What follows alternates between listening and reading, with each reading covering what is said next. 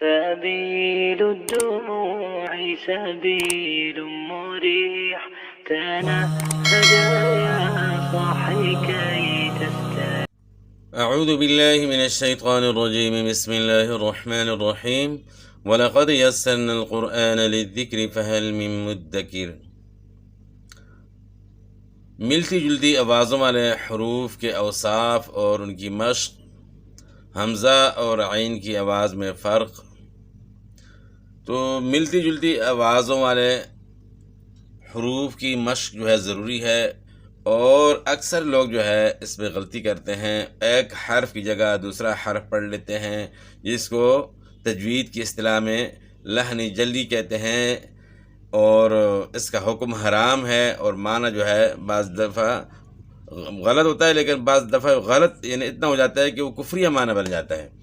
تو یہ بہت بڑی غلطی ہوتی ہے کہ ایک حرف کی جگہ دوسرا حرف پڑھنا ایک قسم کی قرآن پاک کے اندر تحریف بنتی ہے، اور اس سے بچنا ضروری ہے۔ اس کے لیے انسان اگر کوشش نہ کرے تو گناہ گار ہے، اگر کوشش اس نے کی ہے اور پھر بھی جو ہے نا اگر صحیح نہیں پڑھا جا رہا تو گناہ سے بچ سکتا ہے، لیکن اگر کوئی بندہ کوشش ہی نہیں کرے تو سخت گناہ گار ہے، کیونکہ معنی غلط ہوگا۔ قرآن پاک میں تحریف بن جاتی ہے ایک حرف کی جگہ دوسرا حرف پڑھنا، کیونکہ عام لوگ جو ہے عربی نہیں ہیں، ہمیں تجوید پڑھنے کی ضرورت ہے، اس کا سیکھنا ضروری ہے تاکہ حرف جو ہے چینج نہ ہو جائے، معنی جو ہے غلط نہ ہو جائے۔ عربوں کے لیے کوئی مشکل نہیں، کیونکہ ان کی ادائیگی اور گفتگو جو ہے اسی طرح ہوتی ہے جس طرح ہم نے تجوید جو ہے نا سیکھنی ہے، اور حروف کے اندر جو فرق کرتے ہیں۔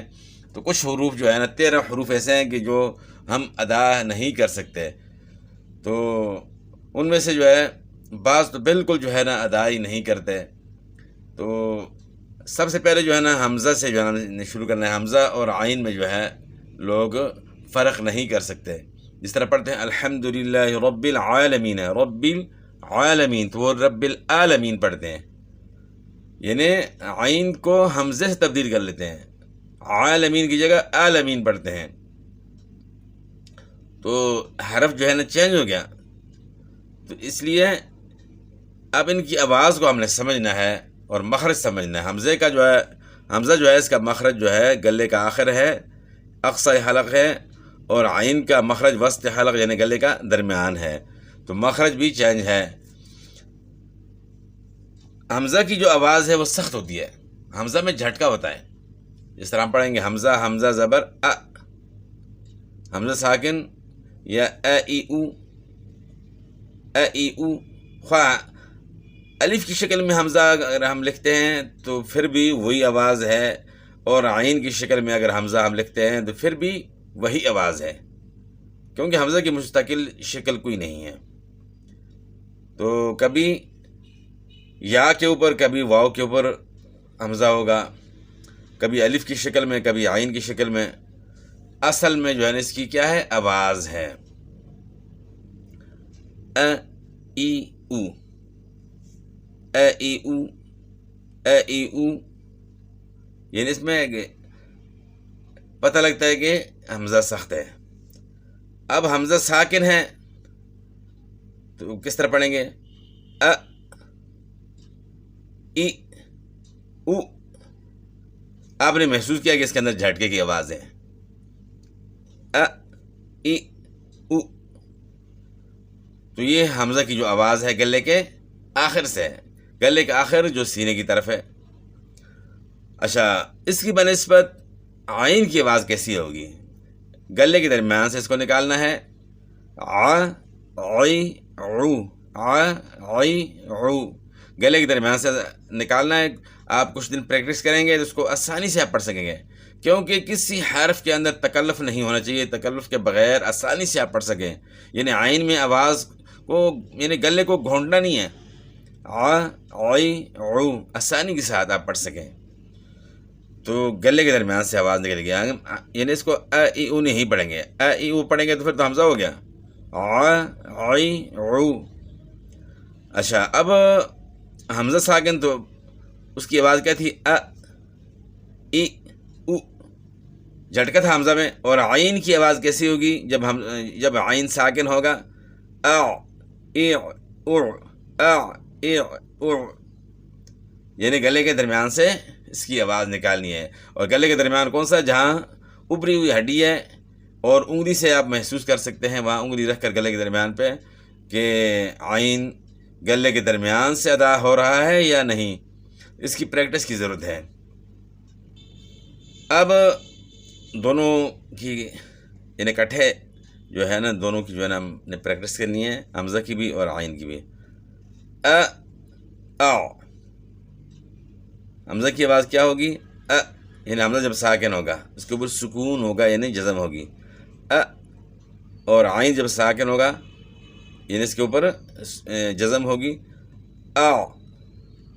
دونوں آوازوں میں یہ فرق ہے. حمزہ ساکن سے پہلے اگر زیر ہوتے ای، اور عین ساکن سے پہلے زیر ایو. حمزہ ساکن سے پہلے پیش او، اور عین ساکن سے پہلے پیش او. اب دوبارہ سننا ای ایو او او.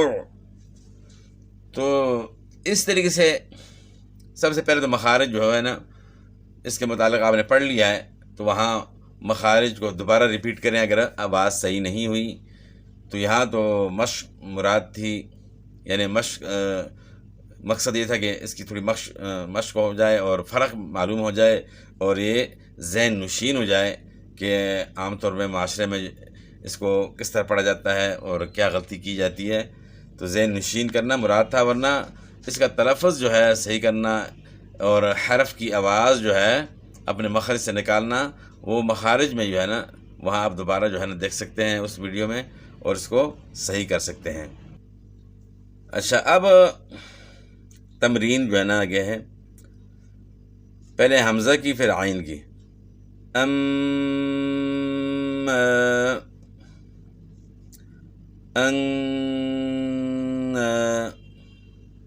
اچھا، اس کے اوپر بتائے اما، تو نیچے ہے عم.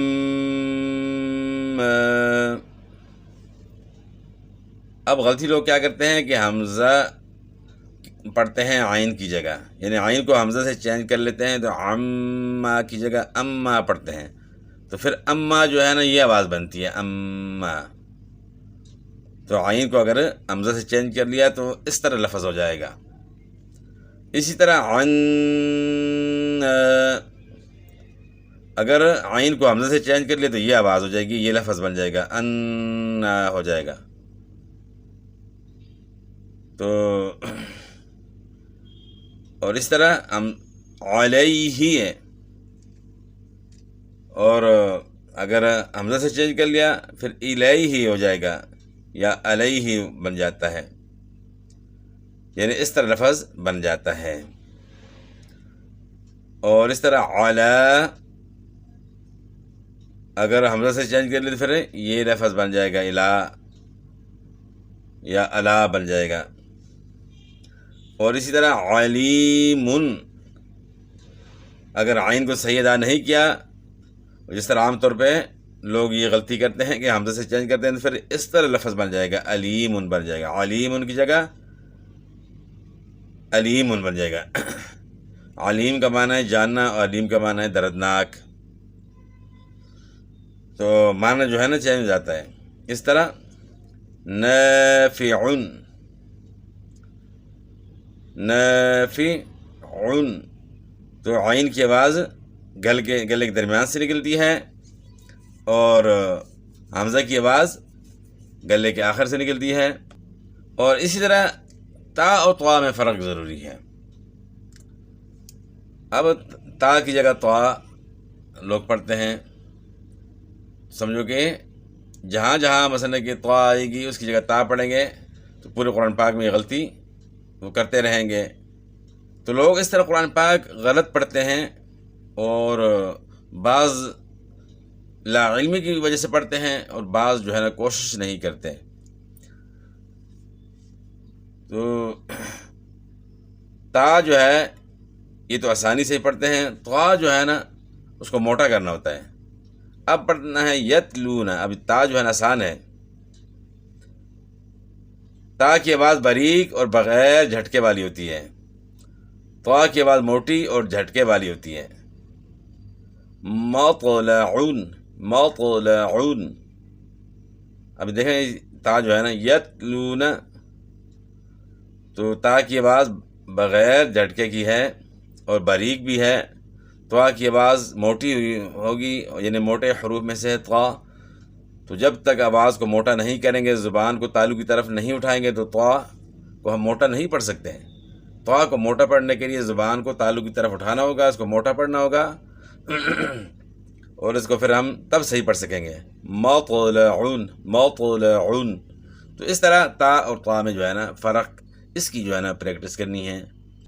اب تا اور طا کی ہم جو ہے نا مشق کریں گے. تا طا، یعنی تا کے بعد طا کے بعد میں فرق کرنا ہے. تا طا تی طی، یعنی زیر کی صورت میں اور زبر کی صورت میں اور پیش کی صورت میں، اور اس طرح ساکن کر کے ان تمام صورتوں میں جو ہے نا اس کی ہم نے جو ہے نا مشق کرنی ہے. تا طا تی طی تو طو ات اوطو.